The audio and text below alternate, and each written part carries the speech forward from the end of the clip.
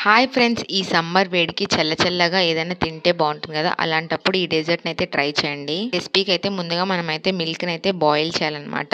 నేనైతే full fat milk తీసుకున్నాను కాబట్టి కొద్దిగా వాటర్‌నయితే యాడ్ చేశాను. వాటర్ యాడ్ చేసిన తర్వాత సరిపడా షుగర్‌నయితే యాడ్ చేసుకోండి. షుగర్ అంతా డిజాల్వ్ అయ్యేంత వరకైతే ఒకసారి బాగా కలుపుకోండి. ఈ లోపల పక్కన కొద్దిగా ఒక టేబుల్ స్పూన్ కస్టర్డ్‌నయితే తీసుకొని దాంట్లో కొద్దిగా వాటర్ ఏసి మిక్స్ చేసుకోండి. మిక్స్ చేసుకున్న తర్వాత ఆ మిక్స్ చేసుకునేదైతే ఇందాక కాగబెట్టుకున్న పాలల్లో అయితే వేసుకోండి. ఇలా వేసుకున్న తర్వాత అయితే ఒకసారి బాగా మిక్స్ చేసిన తర్వాత అయితే దగ్గరకొచ్చేంత వరకైతే కుక్ చేసుకోండి.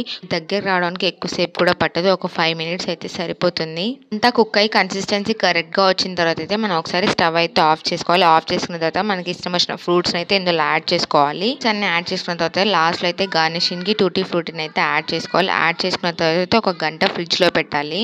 ఫ్రిడ్జ్ నుంచి తీసిన తర్వాత అయితే లాస్ట్‌లో పైన ఒక స్కూప్ ఐస్ క్రీమ్ అయితే యాడ్ చేసుకుంటే టేస్టీ డెజర్ట్ అయితే రెడీ అయిపోతుంది. వీడియో నచ్చితే లైక్ చేయండి, షేర్ చేయండి. Don't forget to subscribe.